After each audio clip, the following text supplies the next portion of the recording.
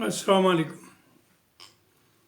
मैं forum for secular democracy and social justice के banner के नीचे प्रोफेसर शमीम अहमद आज एक बहुत हॉट टॉपिक या हॉट इशू पर बात करना चाहूँगा, जो है कि क्या ओवैसी असदुद्दीन ओवैसी जो ऑल इंडिया आईएम के चीफ हैं, वो बीजेपी की बी टीम है।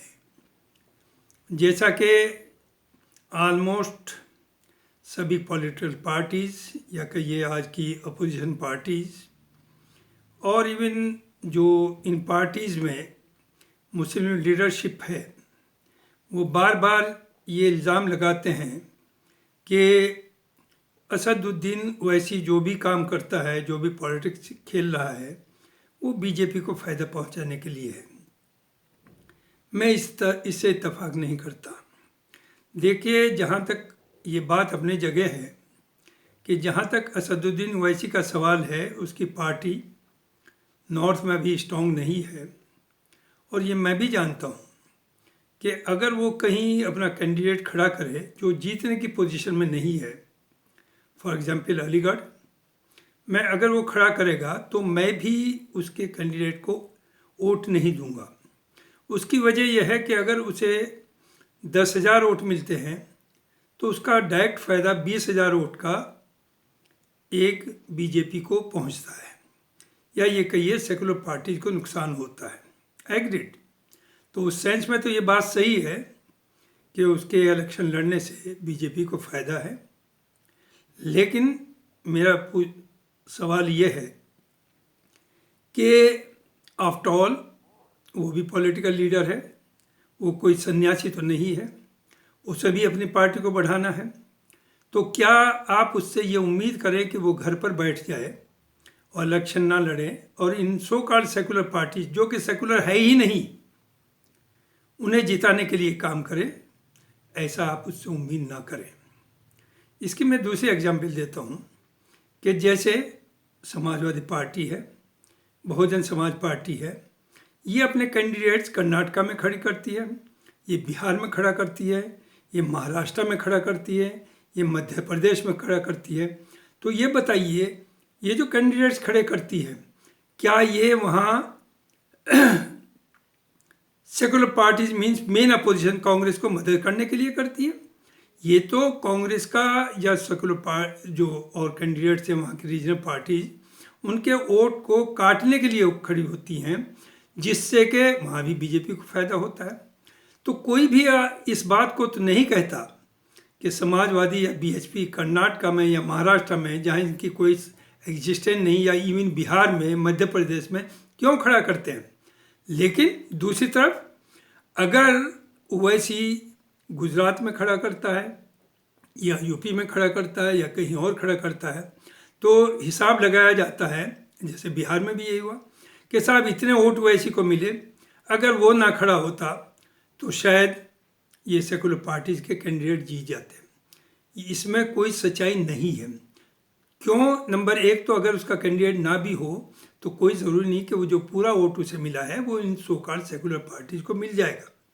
दूसरी चीज़ देखिए, जो सबसे बड़ी बात है वो ये है, ये कहने को सेकुलर पार्टीज हैं, लेकिन इनका भी दोहरा चेहरा है। जैसे ये मुस्लिम वोट तो चाहते हैं सब, लेकिन मुसलमान नहीं इन्हें चाहिए। इन्हें मुस्लिम लीडरशिप को नहीं उभरने देना, और ये जिन मुस्लिम फेसिस को लाते हैं एज ए मुस्लिम फेस, ये प्रोजेक्ट करते हैं ये पार्टीज, ये उन लोगों को करते हैं जिनका मुसलमानों में कोई फॉलोइंग नहीं है, कोई लेना देना नहीं है। वो सिर्फ कम्युनिटी की बात ही नहीं करते, अपने पर्सनल प्रमोशन की बात करते हैं। इसकी मैं एक एग्जांपल देता हूँ। 2018 में कुमारस्वामी जो अपोजिशन लीडर थे, कांग्रेस के अलायंस में थे कर्नाटका में, उनकी जिस वक्त चीफ मिनिस्टरशिप की ओथ सेरेमनी हुई, तो उसमें पूरे हिंदुस्तान के अपोजिशन लीडर्स वहाँ पहुँचे और डैश पर बैठे थे। You will be shocked and surprise to know कि उन सब में जो 20, 25, 30 लोग पहुँचे थे, एक भी मुसलमान नहीं था, ना कांग्रेस से था कांग्रेस में सलमान खुर्शीद साहब थे, उस वक्त आज़ाद साहब थे, ना समाजवादी से था। समाजवादी में उस वक्त आज़म खान बहुत हेल्दी भी थे और सब कुछ थे। तो क्यों? क्योंकि वो सब ये बताना चाहते थे कि हम भी मुसलमानों से उतनी ही दूरी बनाए हुए, हम इन्हें करीब नहीं आने देंगे। वो बीजेपी का हार्ड हिंदुत्व है, वो अपने को सॉफ्ट हिंदुत्व फॉलो कर रहे थे। उसका नतीजा आपके सामने है। नॉट ओनली दिस, 2012 से 2017 तक यूपी में समाजवादी गवर्नमेंट रही। 5 साल तक ओवैसी को यूपी में एंटर नहीं होने दिया। इसकी जिम्मेदारी समाजवादी पार्टी चीफ ही के ऊपर नहीं, बल्कि जो इसमें मुस्लिम लीडरशिप थी, बड़ा फेस था मुसलमानों का, उसने ये एक्सेप्ट नहीं किया कि वो यहाँ आ सके, क्योंकि उन्हें ये खतरा था कि कहीं उनकी लीडरशिप कमज़ोर ना पड़े और मुस्लिम वोट उधर ना जाए। तो तीसरी चीज़, कांग्रेस ने 2004 से 2012 तक इनसे अलायंस रखा, असदुद्दीन ओवैसी से। मुस्लिम लीग का मंत्री रहा इनके यहाँ।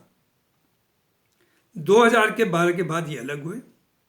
तो आप अगर चाहते हैं कि वो कैंडिडेट आपका नुकसान ना पहुंचाए, यूपी में तकरीबन 100 सीट असेंबली की और 20 सीट या 15 सीट पार्लियामेंट की ऐसी हैं जिसमें मुस्लिम 35 to 60% है।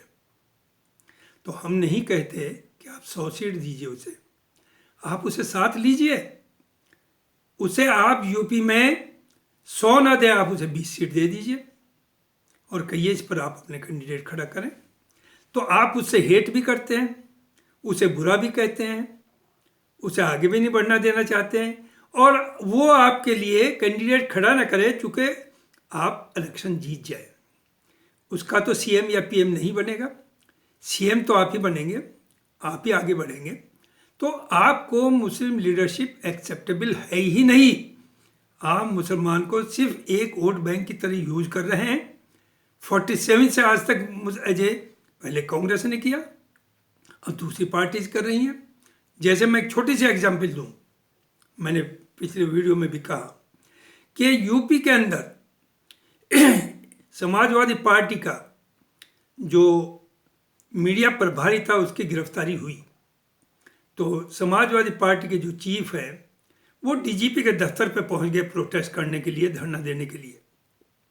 नंबर 1 तो फॉर्मर चीफ मिनिस्टर हैं, तो उन्हें अगर धरना ही देना था तो हिम्मत होनी चाहिए थी कि जो इस वक्त के चीफ मिनिस्टर हैं योगी जी, उनके घर पर जाके धरना देते।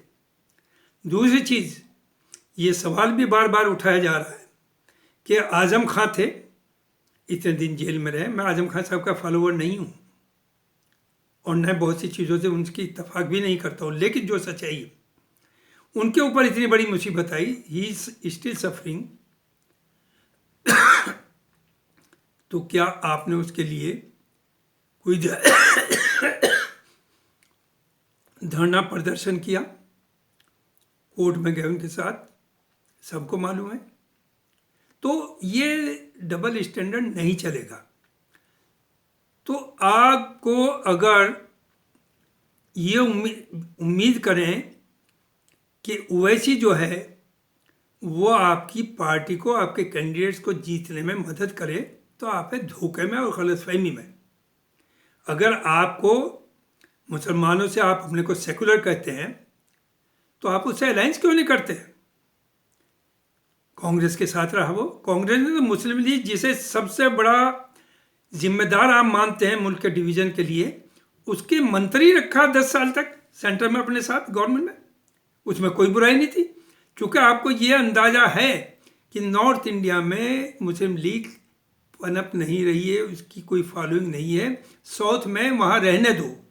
तो वो साउथ में तो बहुत अच्छे हैं, लेकिन नॉर्थ में बुरे हो जाएंगे। तो असदुद्दीन ओवैसी ठीक है। कुछ लोग कहते हैं अरे साहब अजीब बात है, वो हैं तो हैदराबाद के, वो अपनी स्टेट में कुछ करें, बाहर क्यों आ रहे हैं? भाई उसकी स्टेट में 7-8 कंस्टिट्यूएंसीज में सिर्फ मुस्लिम अच्छे नंबर में है, लिहाजा वो उन पर लड़ता है और हर साल हर इलेक्शन में जीतता है। दूसरी चीज़, जहाँ तक डेवलपमेंट है, उसने वहाँ जाने कितने medical college, engineering college, degree college, women's college, technical college, hospitals, ये सब दिया है। ऐसा नहीं है। वो अपोजिशन में रहता है, उसे गवर्नमेंट का ऑफर भी दिया गया, वहाँ डिप्टी चीफ मिनिस्टरशिप भी ऑफर की गई तेलंगाना में, उसने नहीं की। और दूसरी चीज़, जब वो बोलता है, आप कहते हैं साहब वो तो बहुत ही खतरनाक, वो कम्युनल है, वो बातें जो करता है वो बड़ी खतरनाक करता है, डिवाइड, उससे लोग डिवाइड होते हैं, उससे हेट्रेड क्रिएट करती है। मैं इन लोगों से ये पूछना चाहूँगा कि वो या तो बोलता है पार्लियामेंट में, जहाँ पूरा हिंदुस्तान 140 करोड़ लोग उसे सुनते हैं, और आपके 560 रिप्रेजेंटेटिव पार्लियामेंट के सुनते हैं, क्या वो कभी ऐसी कोई हेट्रेड की या गलत बात करता है? या वो बोलता है टीवी के ऊपर, जहाँ उसे कम से कम 10 करोड़ लोग सुनते हैं, वो गलियों में नहीं बोलता कि जो चाहे बक दिया, और वो एज पर कॉन्स्टिट्यूशन बोलता है।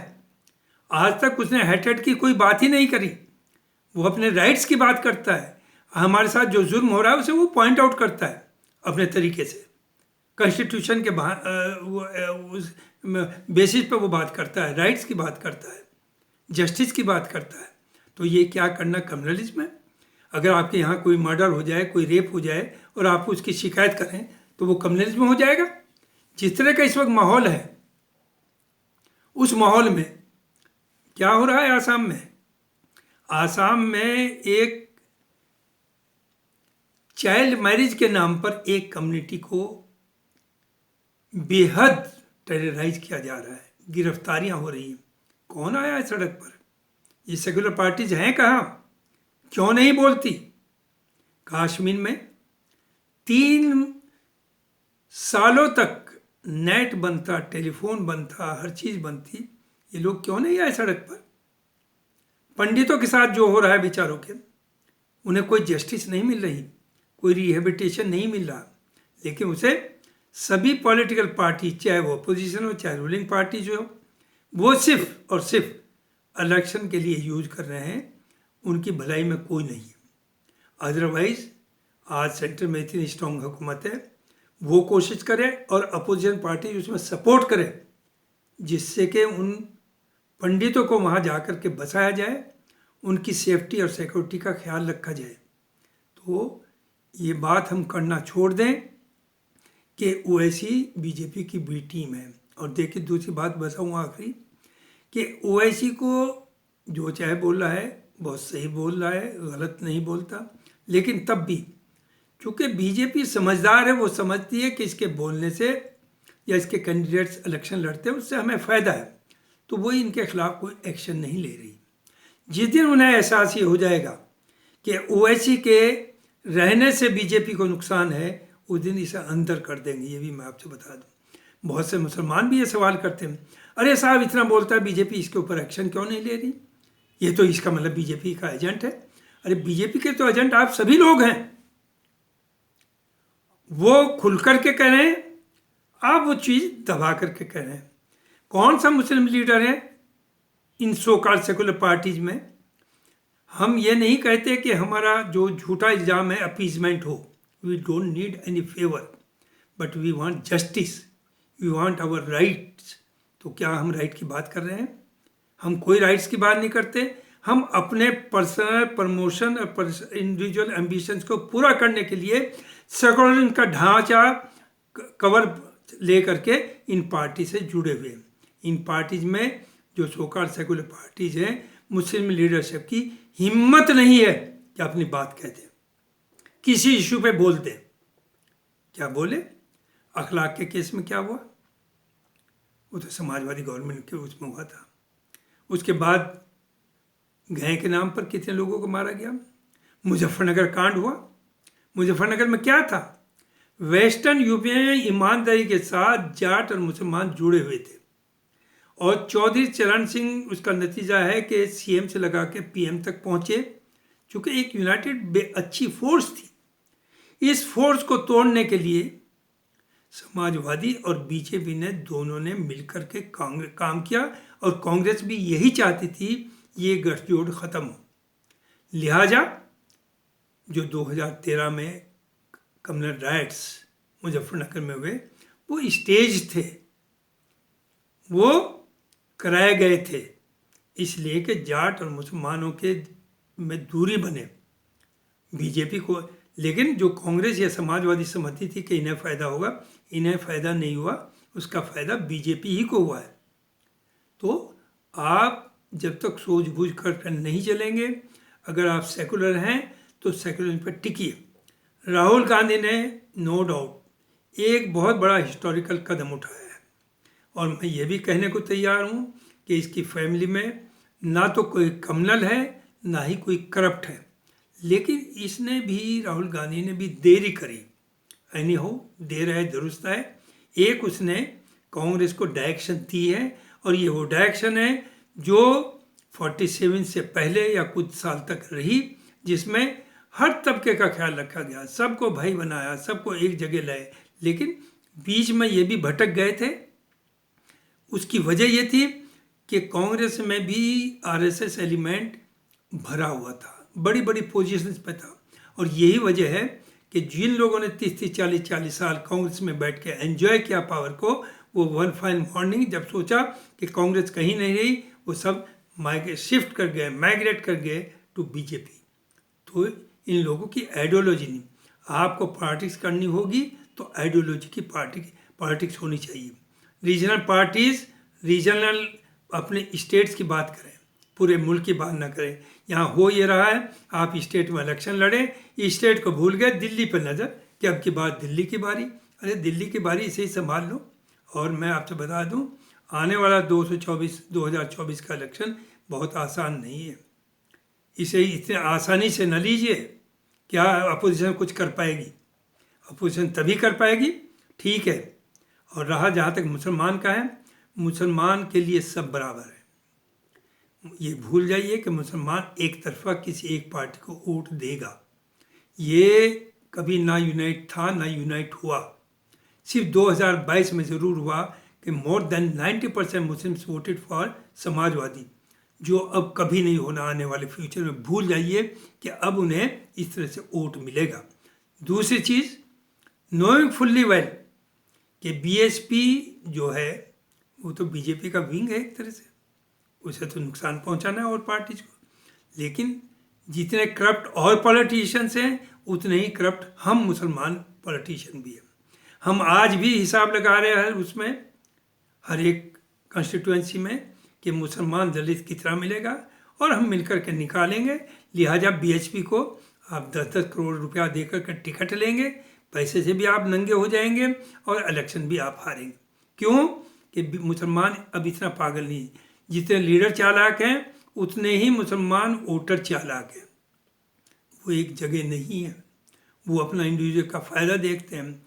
और इस इलेक्शन में ये भी मैं आपसे बता दूं, ये जो बहुत ख्वाब देख रहे हैं कि मुसलमानों को हम बेवकूफ़ बना लें, मुसलमान बहुत चालाक हो गया, और उतना ही बेईमान और खुदगर्ज है जितने सब हैं, उतना ही करप्ट है जितने दूसरों को आप कहते हैं। और अगर दूसरे करप्ट नहीं तो ये भी करप्ट नहीं है, अगर दूसरे अच्छे हैं तो ये भी अच्छे हैं। तो फ़र्क नहीं है, जैसे सब है वैसे मुसलमान है।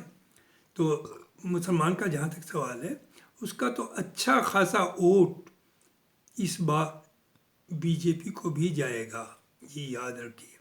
और बीजेपी ने जो पसमानदा एक तरफ का इक्का चला है, उसका काम है मुसलमानों को डिवाइड करना और इस वोट को अपनी तरफ खींचना, और लोग जा भी रहे हैं। तो इसलिए सेकुलर पार्टीज को चाहिए, अगर आपको वाकई सर्वाइव करना है, तो एक तो ये करना पड़ेगा कि कांग्रेस एक national party, national opposition parties है, उसके पीछे आपको आना पड़ेगा। पीछे ना आइए तो बराबर में रहिए। मीनिंग दे भाई, आपको साथ होकर के इलेक्शन लड़ेंगे।